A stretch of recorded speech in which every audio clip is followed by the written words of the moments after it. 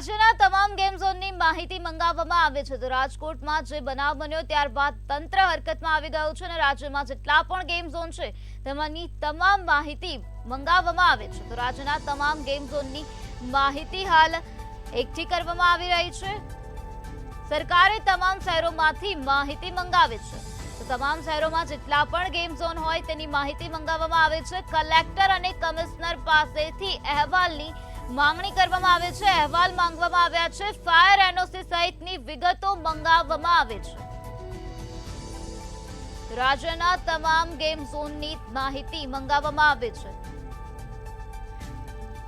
રાજકોટમાં જે દુર્ઘટના સર્જાઈ ત્યારબાદ તંત્ર સફાળું જાગી ગયું છે અને રાજ્યના તમામ ગેમ ઝોનની માહિતી માંગવામાં આવે છે. સરકારે તમામ શહેરોમાંથી માહિતી મંગાવે છે.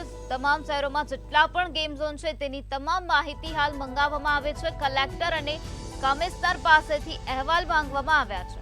તો ફાયર એનઓસી સહિતની તમામ વિગતો હાલ મંગાવવામાં આવે છે.